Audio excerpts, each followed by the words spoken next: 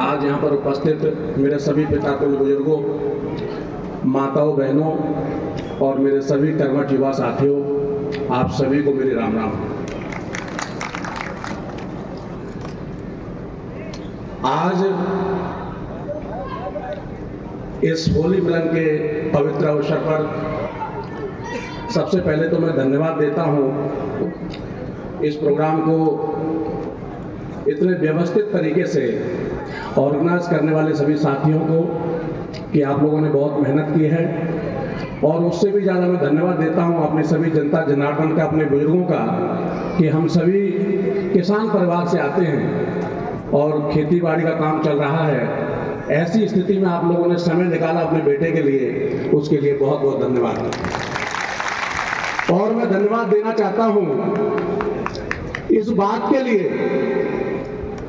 कि मेरी अनुपस्थिति में धौलपुर तो मेरे साथ था ही, लेकिन बाड़ी के लोग भी मेरे लिए कभी भी पीछे नहीं रहे। इसके लिए मैं आपके लिए कोट कोट आभार व्यक्त करता हूं। आपको जब भी बुलाया गया, जब भी आपको मैसेज दिया गया, मेरी अनुपस्थिति में आप लोगों ने अपनी पूरी भूमिका निभाई है और उसी की बदौलत आज धौलपुर की चारों विधानसभाओं के लोगों की बदौलत आज आप लोगों का झंडा बुलंद है। तो मैं आप सभी लोगों का आभार व्यक्त करता हूं कि आप लोगों ने जिस तरह से मुझे अपना बेटा समझ के, अपना बच्चा समझ के और जो समाज की भूमिका होनी चाहिए थी वो पूरी ईमानदारी से निभाई है। और इसीलिए आज कुशवाहा समाज का परचम अच्छे तरीके से लहरा रहा है। तो मैं कोट कोट धन्यवाद देता हूं। और अपनी बात करने से पहले एक बात जरूर कहूंगा कि धौलपुर में अगर आप राजनीति करते हो तो राजनीति को अच्छे से समझना होता है, तभी आप राजनीति कर सकते हैं। किसी भी क्षेत्र में अगर आप कोई भी क्षेत्र में काम करते हैं, अगर आपको उसकी नॉलेज नहीं होगी, उसके हर पहलू की जानकारी नहीं होगी, तो आप उस क्षेत्र में सफल नहीं हो सकते। मैं अपनी बात रखूंगा जिसके लिए मैं आज आया हूं, लेकिन उससे पहले मैं भाई रामेश कुशवाहा जी को रिप्लाई जरूर देना चाहूंगा और आप लोगों के माध्यम से देना चाहूंगा, क्योंकि ये तो हो ही नहीं सकता कि कोई हमें ललकार के चला जाए और हम चुप बैठे रहें। तो आपको पूरा जवाब मिलेगा और तमीज के साथ मिलेगा और सभ्यता के साथ मिलेगा और सबूत के साथ मिलेगा। मैं आप लोगों से एक चीज पूछना चाहता हूं, खासतौर पर युवाओं से, कि जब भी हमारा चुनाव होता है या कोई भी फंक्शन होता है, आप सभी लोगों को कैसे पता चलता है? आप फेसबुक पर देखते हैं, यूट्यूब पर देखते हैं, व्हाट्सएप ग्रुप पर देखते हैं। जब चुनाव प्रचार शुरू होता है, जब चुनाव प्रचार शुरू होता है तो आप लोगों को पता चलता है ना कि विधायक शोभा रानी के साथ में कौन कौन चल रहा है। पता चलता है कि नहीं चलता है? चलता है ना। मैं रामेश जी आपकी एक ही बात का केवल जवाब दूंगा और उसी में सब लोग समझ जाएंगे और आप भी समझ जाएंगे। आप अपने माँ बाप की कसम कह के बता दो कि आप शोभा रानी कुशवाहा के चुनाव में कितने दिन धौलपुर विधानसभा में घूमे। एक मुझे फोटो बता दो। और अगर नहीं है तो आपको तो अधिकार ही नहीं बनता कि मुझे आप सलाह दो। कौन हो तुम सलाह देने वाले भाई? आपको अगर कोई बात रखनी थी, अब बैठ जाइए, अब बैठ जाइए, अब आप बैठ जाइए। केवल सुनिए मेरी, केवल मेरी सुनिए। आपने जो कहना था कह लिया, अब मैं बोलूंगा, केवल आप सुनेंगे। तो आप खुद देखिएगा, फेसबुक के फोटो आज भी पड़े होंगे। मैं झूठ बोल सकता हूं, कोई और झूठ बोल सकता है, लेकिन सबूत झूठ नहीं बोलता। फेसबुक की आईडी चेक कीजिए, जितने भी दिन प्रचार प्रसार हुआ है, कौन से गांव में कितनी जगहों पर कौन व्यक्ति कुशवाहा समाज की लाज बचाने के लिए लड़े थे, ये आपको पता चल जाएगा। दूसरी चीज, रही बात गुमराह होने की, तो मैंने कभी भी ना 7 तारीख को किसी का नाम लिया और ना पहले किसी सभा में ऐसा नाम लिया कि कोई व्यक्तिगत किसी का नाम लिया हो। मैंने जो कहा वो आज भी कहता हूं कि मेरे उन गुमराह भाइयों को मेरा ये कहना है, मैंने उस दिन भी मीटिंग में यही कहा था कि मेरे अगर कुछ समाज के गुमराह भाई हैं जो लोग गुमराह होकर के अपनी समाज का सत्यानाश करने में तुले हुए हैं, तो उसमें भाई मैंने बुरा क्या कह दिया? अगर गुमराह नहीं है तो ये डॉक्टर शिवचरण कैसे आ गया मेरे सामने? कोई जवाब देगा इस बात का? मेरे ही साड़ू को मेरे सामने कैसे खड़ा कर दिया? ये कोठी और महलों का कमाल था, और उन कोठी और महलों के जो चमचे थे वही गुमराह लोग हैं। अगर वो चमचे नहीं हैं तो भाई के साथ खड़े होते और डॉक्टर शिवचरण कुशवाहा को समझाने का काम करते। क्या समझाया आपने जाकर के? कितने लोगों को इकट्ठा किया कि उसको समझा सके? क्या कोई व्यक्ति किसी की औकात समाज से बढ़कर हो सकती है क्या? नहीं हो सकती।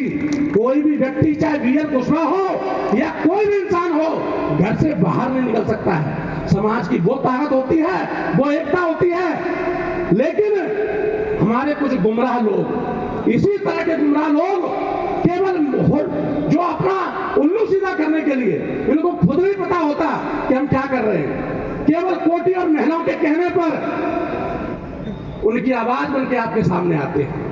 उनकी आवाज बन के अपने अंतरात्मा में क्या है वो सामने नहीं रखेंगे। वो क्या कहलाना चाह रहे हैं वो आपके सामने कहना चाहेंगे। तो इसलिए मैं आपको ये कहना चाहता हूं कि कौन हितैषी है और कौन नहीं है, ये जनता पूरी तरीके से जानती है। मैंने क्या किया है, क्या नहीं किया है, ये जनता तय करेगी, मेरा समाज तय करेगा, आप तय नहीं करोगे। इसलिए मैं इन चीजों पर ज्यादा गहरे में नहीं जाना चाहूंगा, क्योंकि ये मंच भी नहीं है इस तरीके का, लेकिन इतना जवाब देना जरूरी था। अब मैं आपको जिस मकसद के लिए मैं आज यहां पर आया हूं, वो मेरा मकसद है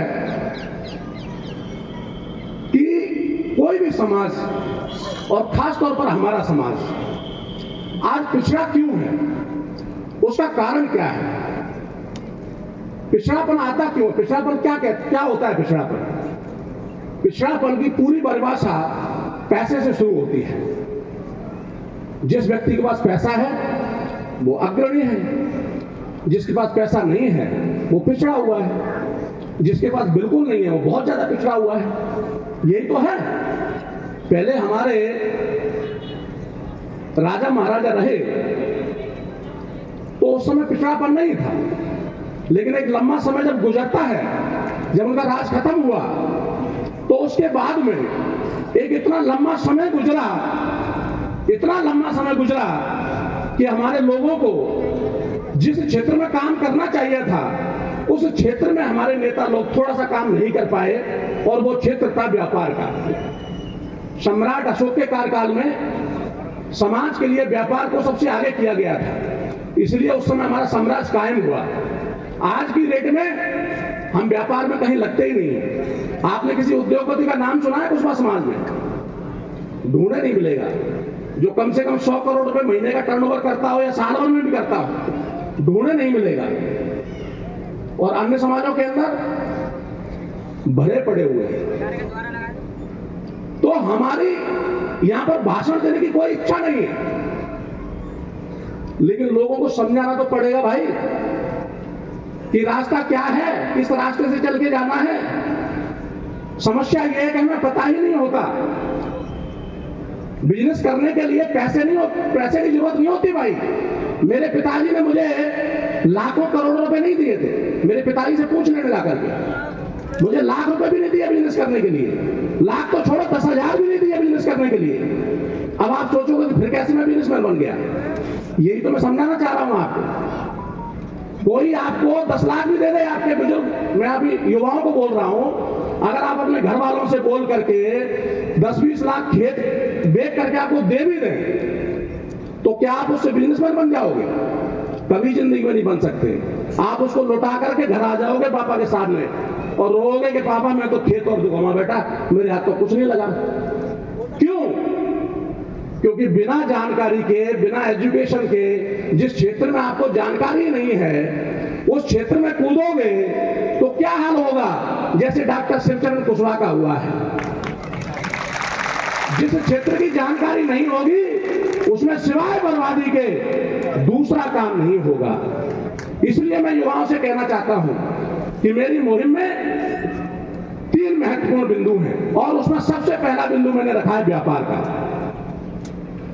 व्यापार के लिए जब तक हम लोग पूरे समर्पण के साथ में आगे नहीं आएंगे, एक माहौल क्रिएट नहीं करेंगे, तब तक हमारा भला नहीं हो सकता है। और मैं ये कहता हूं कि व्यापार के लिए आपको ढेर सारे पैसे नहीं चाहिए, व्यापार के लिए आपको सोच चाहिए, एक ड्रीम चाहिए। ड्रीम क्या होता है? एक सपना क्या होता है? एक लक्ष्य क्या होता है? आपको पहले समझना पड़ेगा। लक्ष्य वो होता है कि जिस दिन आप ये डिसाइड कर लेते हो कि मुझे तो बाड़ी के अंदर सबसे अच्छे नंबर की, सबसे बेहतरीन कोठी बनानी है अपने जीवन में। मेरे किसी युवा ने सोचा कि मुझे बाड़ी के अंदर, बाड़ी में जितनी भी कोठी हैं उनसे भी अच्छी कोठी बनानी है। तो ये क्या हुआ मेरे इस युवा का? ये सपना हुआ। तो जिस दिन ये युवा इस बात को अपने दिल में उतार लेगा कि मुझे हर हालत में बाड़ी के अंदर बाड़ी की सबसे बेहतरीन कोठी बनानी है, तो उस दिन से इसका दिमाग काम करना शुरू कर देगा। इससे पूछेगा कि अब तू बोल तो आया कि बाड़ी के अंदर बहुत बड़ी कोठी बनानी है, लेकिन अब ये बनेगी कैसे? तो उसके लिए इसका दिमाग चलना शुरू होगा। कहां से चलना शुरू होगा? जब इसने सपना अपने दिमाग में डाला। अगर इसके दिमाग में कोई सपना ही नहीं है, अगर आपको कोई शिकार दिख नहीं रहा और आप गोली चलाए जा रहे हो, चलाए जा रहे हो, चलाए जा रहे हो, चलाए जा रहे हो, चलाए जा रहे हो, शिकार हाथ आएगा आपके? नहीं आएगा। जब तक शिकार दिखेगा नहीं और उस पर निशाना नहीं लगाओगे तब तक शिकार हाथ में नहीं आएगा। तो पहला उद्देश्य क्या है? पहला महत्वपूर्ण बात क्या है युवाओं के लिए? कि पहले आप अपने दिल में और दिमाग में एक सपने का जन्म तो करो। सबसे पहले हमें एक सपना अपने दिमाग में लेना पड़ेगा कि मुझे अपने जीवन में एक बेहतरीन घर बनाना है, मुझे अपने जीवन में एक उद्योगपति बनना है, मुझे अपने जीवन में समाज के लिए कुछ बड़ा काम करना है, मुझे अपने जीवन में एमएलए बनना है, मंत्री बनना है, मुख्यमंत्री बनना है, प्रधानमंत्री बनना है, या और भी जो भी आप सपना देख सकते हो जिसको पूरा किया जा सकता है। लेकिन सपना ऐसा होना चाहिए जिसमें वास्तविकता हो। हवा में पी करके सपना देखने का कोई मतलब नहीं। ऐसा नहीं कि मुझे तो ऐश्वर्या राय से शादी करनी है, मेरा सपना है, तो ऐश्वर्या राय ऐसे नहीं मिलेगी क्योंकि उसकी शादी हो चुकी है। तो सपना ऐसा होना चाहिए जिसमें वास्तविकता हो कि आपको कोठी नंबर 1 बनानी है, तो ये वास्तविकता है, आप बना सकते हो। आप उसका पीछा करेंगे प्रॉपर तरीके से तो क्या होगा